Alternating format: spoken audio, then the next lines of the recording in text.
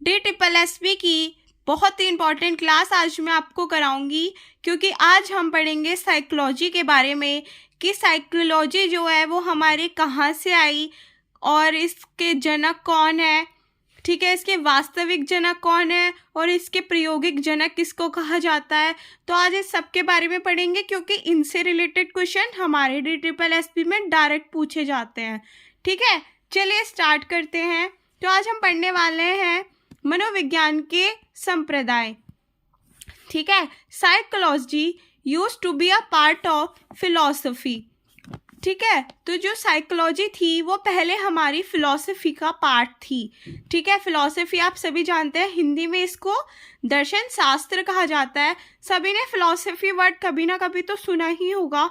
तो जो हमारे दर्शन शास्त्र था ये कहाँ था, ये हमारा इसकी शुरुआत ग्रीक से हुई थी। ठीक है, और काफ़ी जाने माने अरस्तु जो हैं उन्होंने इसकी शुरुआत करी थी। तो जो साइकोलॉजी थी पहले वो हमारी फिलॉसफी का ही पार्ट हुआ करती थी। ठीक है, बट उसको इंडिविजुअली अलग से एक जो सब्जेक्ट बनाया गया, अलग से उसको पहचान कब मिली, तो ये बात है हमारी पहले मनोविज्ञान की, यानी पहली साइकोलॉजी की प्रयोगशाला विलियम वुंट द्वारा 1879 में जर्मनी के लिप्जिग यूनिवर्सिटी में स्थापित की। तो देखिए, मनोविज्ञान यहीं से हमारा एक अलग सब्जेक्ट बन गया। तो इसके जो प्रयोगशाला की पहली प्रयोगशाला, उनका श्रेय हमें जाता है विलियम वुंट को। तो आप क्या करोगे, अपनी कॉपी में एक नोट बनाओगे और वहाँ लिखोगे कि पहली मनोविज्ञान की प्रयोगशाला विलियम वुंट द्वारा 1879 में जर्मनी के लिप्जिग यूनिवर्सिटी में स्थापित की गई। आज इस यूनिवर्सिटी को कार्ल मार्क्स यूनिवर्सिटी के नाम से जाना जाता है। विलियम वुंट को ही प्रायोगिक साइकोलॉजी का जनक, फादर कहा जाता है। किसको? विलियम वुंट को किसका? प्रायोगिक साइकोलॉजी का जनक कहा जाता है। अरस्तु को यहाँ लिखा है इंग्लिश में एरिस्टोटल यानी अरस्तु has been regarded as the father of all kinds of psychology। तो सब प्रकार की साइकोलॉजी का पिता किसको कहा जाता है? वो कहा जाता है हमारे अरस्तु यानी एरिस्टोटल को। इंग्लिश में इसको एरिस्टोटल पढ़ते हैं और हिंदी में हम इसे अरस्तु पढ़ते हैं। ठीक है, तो अगर हमारा क्वेश्चन बनता है कि जी फादर किसे कहा गया, सीधा उसने बस ये पूछ लिया कि फादर कौन है साइकोलॉजी के, तो आपको बताना है अरस्तु हैं। बट अगर ये पूछ लिया प्रायोगिक साइकोलॉजी के फादर कौन है, तो वो हमारे विलियम वुंट हैं। ठीक है, विलियम जेम्स को वे अमेरिकी मनोवैज्ञानिक का जनक कहा जाता है, अमेरिकी मनोविज्ञान का। तो अब ये जो थे हमारे विलियम वुंट, ये तो जर्मनी के थे, इन्होंने तो जर्मनी में प्रयोगशाला की रखी है, आप ध्यान देना है ना, जर्मनी के। पर जो विलियम जेम्स हैं उन्हें अमेरिकी मनोविज्ञान का जनक कहा जाता है। तो यहाँ पर हमारे 3 नाम आ गए, एक तो आ गया हमारा विलियम वुंट का, एक नाम आ गया हमारा अरस्तु का, और एक नाम आ गया हमारा विलियम जेम्स का। ठीक है, तो आप इन तीनों नामों को इनकी तीनों पहचान के साथ में अलग अलग याद रखोगे। नेक्स्ट है हमारा psychology has a long past but short story. Psychology के बारे में ये कथन है, और ये क्या है, ये है कि साइकोलॉजी का जो पास्ट है, यानी साइकोलॉजी का जो भूतकाल मान सकते हैं, पास्ट यानी बीता हुआ कल, वो बहुत लंबा है, बट जो उसकी हिस्ट्री है वो छोटी है, यानी उसका इतिहास छोटा है पर उसका बीता हुआ कल काफ़ी लंबा है। नेक्स्ट है हमारा साइकोलॉजी का प्रयोग, फर्स्ट यूज़। साइकोलॉजी शब्द का जो फर्स्ट प्रयोग था वो 1590 में रुडोल्फ गोकल द्वारा किया गया था। तो ये भी क्वेश्चन हमारा पूछ लिया जाता है कि जो साइकोलॉजी शब्द है इसका फर्स्ट यूज़ किसने किया था, तो 1590 में रुडोल्फ गोकल ने किया। अब देखिए, साइकोलॉजी जो है वो एक इंग्लिश वर्ड है, ठीक है, बट ये आया कहाँ से, तो ये आया हमारी लैटिन भाषा साइकोलॉजिया से। आपको यहाँ दिख रहा होगा साइकोलॉजिया। आई नो कि थोड़े नोट्स जो हैं वो रफली बनाए गए हैं, बट ठीक है, आप इनको चाहो तो ऐसे एज इट इज़ लिख लो, बट अगर आप इन्हें थोड़ा और सुंदर करके बनाना चाहते हो अपने अकॉर्डिंग तो बना लेना। बट देखिए, हमें सुंदरता पे ध्यान नहीं देना, हमें ध्यान देना है नॉलेज पर, कि जो हमारे DSSP के लिए ज़रूरी है वो नॉलेज ये हमारी फुलफ़िल कर रहे हैं या नहीं। ठीक है, और ये नोट्स मैंने ही बनाए हैं। तो साइकोलॉजी जो है वो हमारा इंग्लिश वर्ड है, ठीक है, और ये कहाँ से आया? ये हमारा आया साइकोलॉजिया से, जो कि एक लैटिन शब्द है, ठीक है, लैटिन भाषा का शब्द है। तो इस तरह का क्वेश्चन हमारे DSSP में पूछ लिया जाता है कि जो साइकोलॉजी शब्द है इसका फर्स्ट इस्तेमाल, मतलब इस शब्द का फर्स्ट यूज़ कब और किसने किया? तो फर्स्ट यूज़ 1590 में रडोल्फ गोगल ने किया था, ठीक है। और जो ये साइकोलॉजी शब्द है ये हम बनाए हमारे साइकोलॉजिया से, जो कि एक लैटिन भाषा का शब्द है, ठीक है। तो साइकी का मतलब होता है हमारी सोल यानी आत्मा, और लोगोस का मतलब होता है स्टडी यानी अध्ययन। तो आत्मा का अध्ययन, इससे मिलकर बना है हमारा साइकोलॉजी। कि साइकोलॉजी के अंदर हम क्या करते हैं? आत्मा का अध्ययन करते हैं, ठीक है। अब देखिए, अब यहाँ तक तो ये बात हो गई हमारी साइकोलॉजी की, ठीक है। यहाँ से यहाँ तक जितना भी साइकोलॉजी के बारे में इम्पोर्टेंट था, जो मतलब एग्ज़ाम के पर्पज़ से था और एग्ज़ाम में जिससे रिलेटेड क्वेश्चंस आते हैं, वो मैंने यहाँ आपको करवा दिए हैं, ठीक है। अब इसके बाद में क्या होता है कि जो साइकोलॉजी है वो हमारे अलग अलग उसमें बट गई, काफ़ी उसके मतलब क्या कह सकते हैं, सिस्टम्स बन गई काफ़ी। उसके अंदर 8 चीज़ें, मतलब 8 प्रकार की साइकोलॉजी मान लो वो आ गई, जैसे कि ये संरचनावाद, प्रकायवाद, मनोविश्लेषणवाद, बिहेवियरिज्म, गेस्टॉफ psychology, cognitive psychology, humanism psychology और कंस्ट्रक्टिविज्म यानी रचनावाद साइकोलॉजी। तो फिर क्या हुआ कि नए नए जो हमारे आते जाए उन्होंने अलग अलग साइकोलॉजी के उस सिस्टम को सपोर्ट किया। जैसे कि पहला सिस्टम, जैसे कि मैंने आपको यहाँ बताया है, संरचनावाद। तो टिचनर थे, E.B. टिचनर के द्वारा स्थापित किया गया हमारा संरचनावाद, ठीक है। तो जो थे E.B. टिचनर वो विलियम वुंड के शिष्य थे। विलियम वुंड कौन थे? जिन्होंने पहली प्रायोगिक साइकोलॉजी मतलब प्रयोगशाला रखी किसकी? साइकोलॉजी की। कहाँ पर? जर्मनी में। और कब रखी? 1879 में। तो वो किसने रखी थी? विलियम वुंड ने रखी थी। और उनके शिष्य कौन थे? वो थे हमारे सर E.B. टिचनर, जिन्होंने क्या स्थापित किया? संरचनावाद। अब संरचनावाद किसकी बात करता है?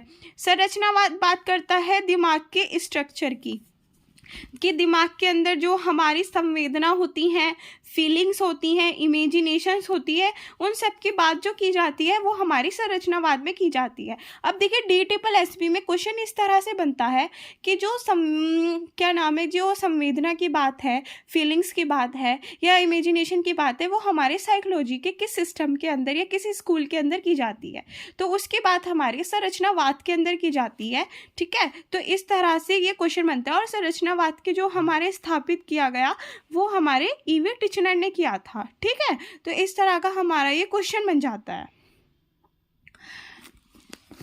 तो ये मैंने आपको बता दिया है, 8 तरह के हमारे हैं ये, और धीरे धीरे मैं एक एक के बारे में आपको बताऊंगी। नेक्स्ट है हमारा प्रकायवाद।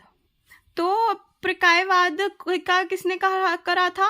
इसका जो ये दिया है, ये सिस्टम ये दिया है हमारे विलियम जेम्स ने। अब विलियम जेम्स के नाम से आपको क्या याद आना चाहिए कि अमेरिकी मनोविज्ञान का जनक किसको कहा जाता है? विलियम जेम्स को क्या कहा जाता है? अभी हमने पीछे पेज पर पढ़ा ही था, है ना।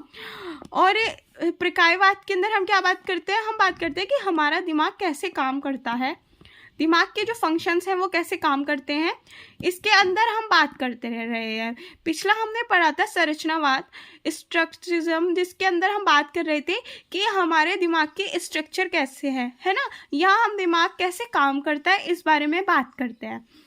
तो विलियम जेम्स ने ये सिस्टम दिया, और जो इसके फाउंडर थे वो थे जॉन डुई और जेम्स एलन। इनको इसका फाउंडर माना जाता है, ठीक है। प्रिंसिपल ऑफ साइकोलॉजी जो बुक है वो विलियम जेम्स द्वारा 1890 में दी गई, ठीक है। अब यहाँ एक वुमेन का नाम आता है मैरी विटन केलेंस। मैरी विटन केलेंस जो थी वो 14 प्रेसिडेंट बनी किसकी? APA की। APA क्या है? अमेरिकन साइकोलॉजिकल एसोसिएशन कि 14 प्रेसिडेंट बनी और फर्स्ट वुमेन। तो ये पहली वुमेन प्रेसिडेंट थी और थी 14वीं। ठीक है, उससे पहले जितने भी 13 थे वो सारे मेंस थे और ये 14 नंबर की फर्स्ट वुमेन प्रेसिडेंट थी। किसकी? APA की, अमेरिकन साइकोलॉजिकल एसोसिएशन की। तो इस तरह का क्वेश्चन आ जाता है एग्जाम में। अभी तक हमने जितना भी साइकोलॉजी के बारे में पढ़ा वो सब हमारा हो गया विदेशी था। अब हम पढ़ने जा रहे हैं इंडिया में साइकोलॉजी की शुरुआत किसने करी। ठीक है, तो 1916 में कलकत्ता में NN सेन गुप्ता ने फर्स्ट लैब ऑफ साइकोलॉजी, पहली साइकोलॉजी की लैब स्थापित की।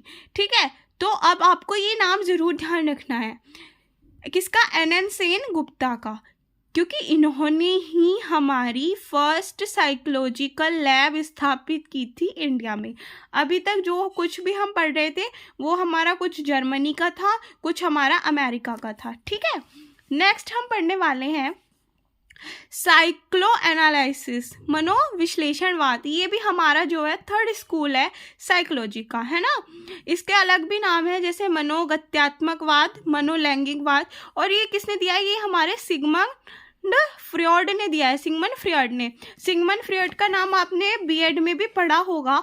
ठीक है, बीएड में इनकी थ्योरी है, मुझे ध्यान है अच्छे से, और मैंने बीएड किया हुआ है।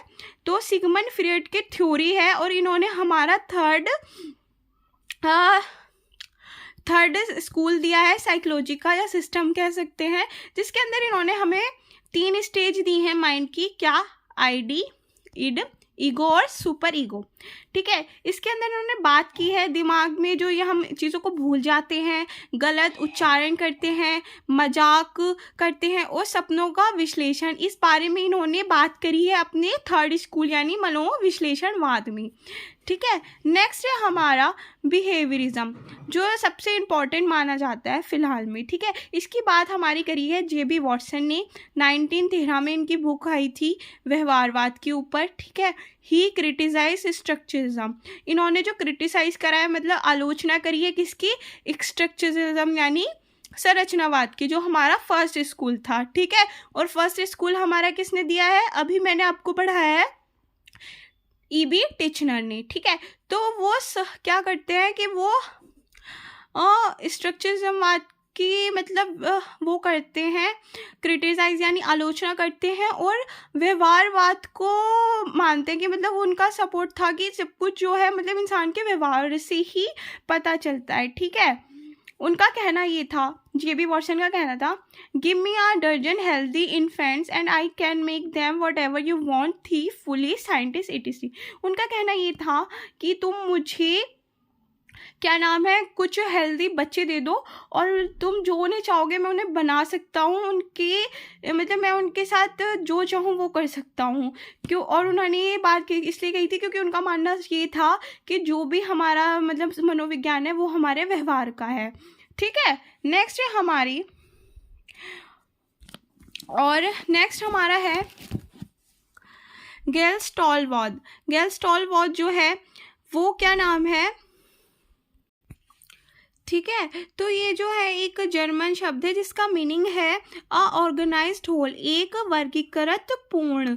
ठीक है, और इसके जो फाउंडर थे वो थे हमारे मैक्स वर्दीमीर। तो आपको याद रखना है ये हमारा 5th स्कूल की बात चल रही है साइकोलॉजी के, और जिसको हमारे मैक्स वर्दीमीर ने दिया है। और इनका कहना था the whole is the different than the sum of its parts, जो पूरा होता है वो उसके पार्ट से, छोटे पार्ट से डिफरेंट होता है। जैसे कि मैं इस चीज़ को ऐसे एक्सप्लेन कर लेती हूँ कि मान लो आपने पजल्स देखे होंगे, बचपन में सभी ने पजल्स गेम खेले होता है।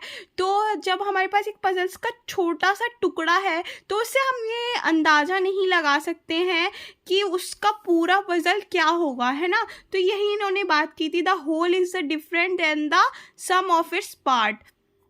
तो जो पूरा है वो उसके पार्ट से डिफरेंट होता है। तो इस स्कूल में जो बात की जाती है वो कही जाती है धारणा की, संरचनात्मकता की और चिंतन की बात इस स्कूल में की जाती है। और इसकी जो फाउंडर थे वो थे हमारे मैक्स वर्दीमीर।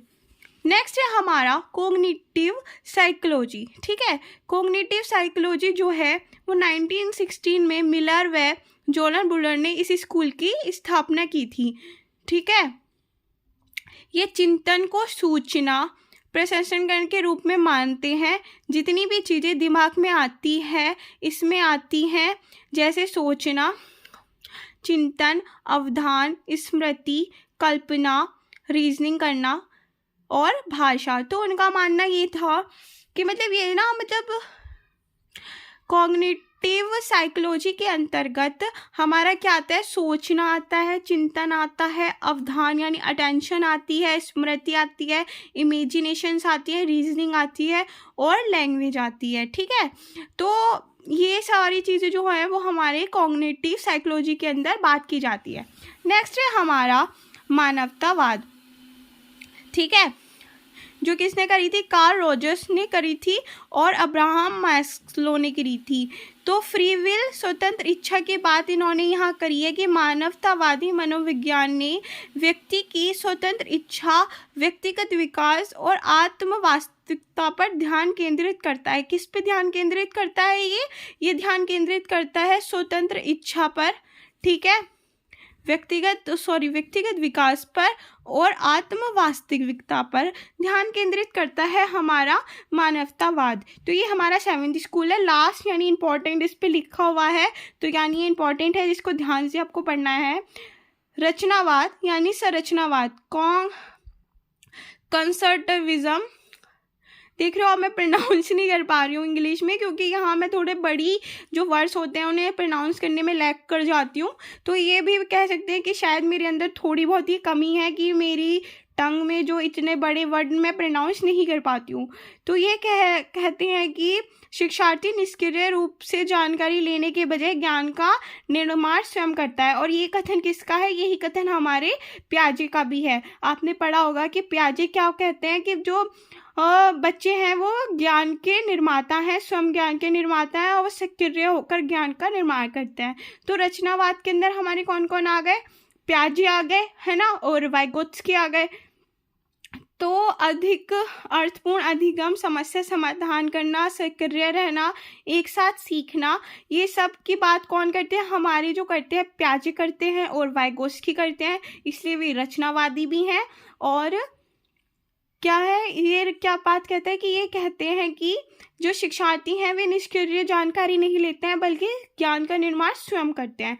तो उम्मीद करती हूँ गाइस आपको ये साइकोलॉजी के 8 स्कूल्स समझ आए होंगे, और मैं ये बात आपको लिखित में दे सकती हूँ कि इनसे क्या होता है, हमारे DSSB में एग्ज़ाम्स में क्वेश्चंस आते ही आते हैं। तो आप इनके एक नोट्स बना के रख लो कि किसने कौन सा स्कूल दिया है हमारा साइकोलॉजी का और उसके अंदर क्या बात कही गई है, ताकि आप उसको रिवाइज कर सको और हमारी DSSB में ऐसे क्वेश्चंस को आप सॉल्व कर सको। उम्मीद करती हूँ इस वीडियो आपको पसंद आई होगी। मिलते हैं ऐसी नेक्स्ट वीडियो में, तब के लिए thank you, all the very best, bye.